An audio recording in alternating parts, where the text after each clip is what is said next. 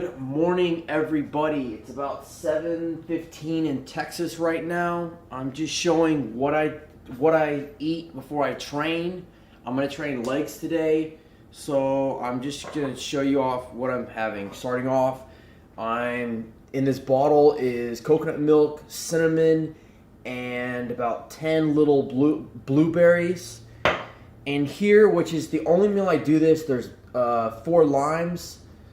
And then what I'm going to do for my pre-workout, this is what I use. I use Great Value Classic Roast. I got it at Walmart. I looked online how much caffeine is in 1 tablespoon of coffee, and Google told me 6 milligrams. I hope that's right. So going by that number, I'm taking in about 12 milligrams of caffeine before I train. And for me, that is plenty. There's no need for any more than what I'm doing than that. And what I've been doing is I take this and I just pour 2 tablespoons in there and I just drink it. It works for me. For the main meal, I have sly fish, 6 red potatoes, lima beans, and a little bit of about 2 teaspoons of grapeseed oil for the fat. So I'm going to have all that. And then I'm going to show you what I drink when I train. It's real simple, it's real easy, so keep watching. Okay, so I'm getting my pre-workout drink, I guess you can call it. But before I get ready, I kind of want to talk about, in my opinion, there's really 3 ways to do your, workout nutrition. A, you'd have a big meal before, and then after you work out, you have a shake. A lot of people they'll say you have this anabolic window of 20 minutes after you work out to get that shake in. That's what they're talking about. Another way to do it is you have a meal before you train. You have something in the middle. People call that intra-workout nutrition. It's a very fancy term for saying in the middle of your workout, eat something, put some nutrition in you. So you eat before, you have a shake in the middle of your workout, you have a shake after your workout. And the third way, which is what I'm doing, is I'm going to take 2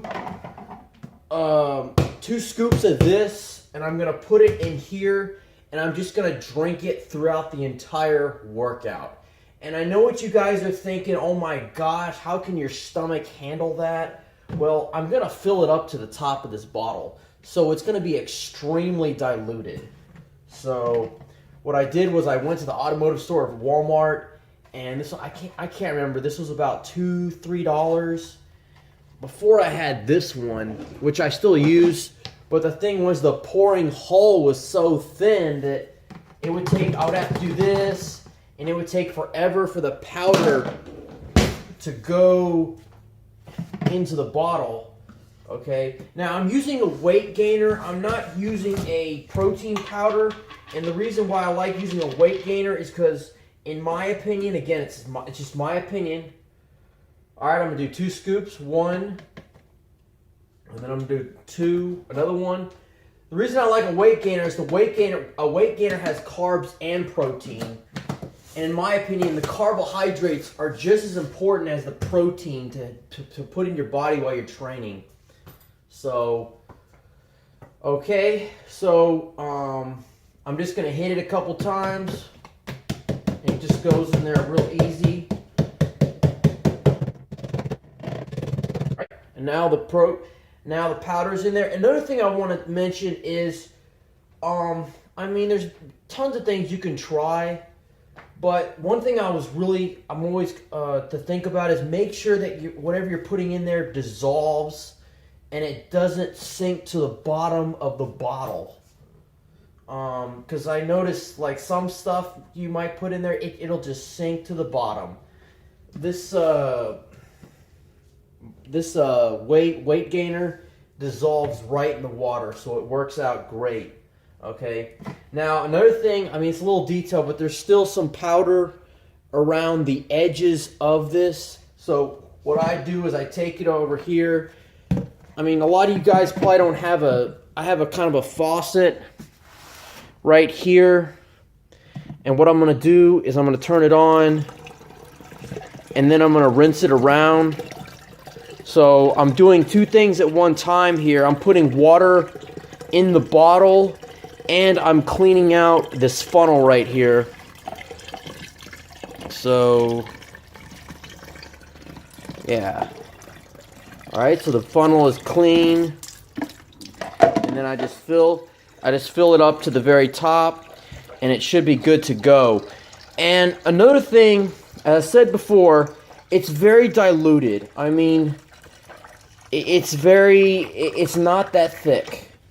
I mean, you can make it as thick as you want. I mean, you could put 3 scoops, you could put 1 scoop, 1.5 scoop. You just gotta play with it and see what your stomach can handle. This is 2 scoops. 2 scoops is perfect for me. I don't know what's perfect for you. I know it's perfect for me. So I got my drink ready. So I'm ready to get my backpack and my stuff and go to the gym and kill it.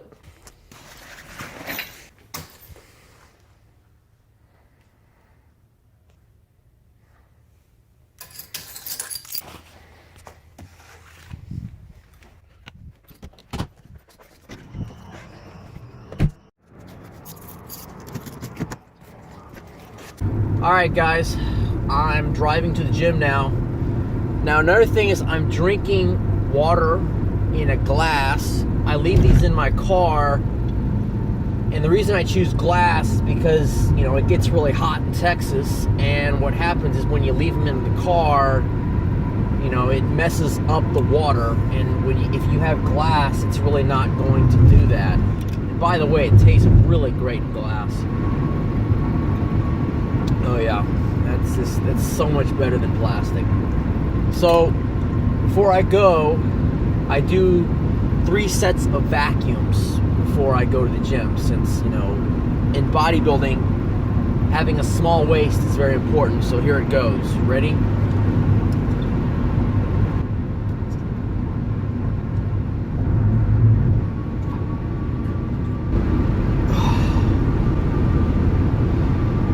Alright, I rest about 10 to 30 seconds, and then I do another set, and then I rest 10 to 30 seconds, and I do another set.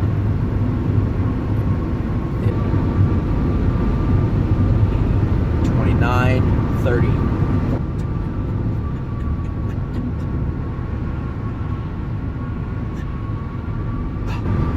Rest about 30 seconds, I'm going to do another one.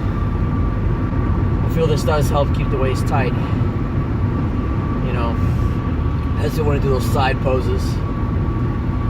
It's going to keep it very nice and tight. It's going to make it small. That's exactly what I want.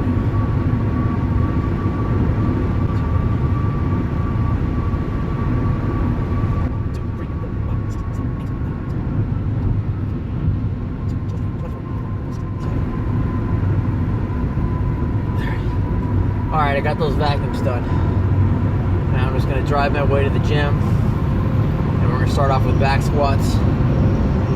You know, those are the kings. That's the king of building legs, so, you know,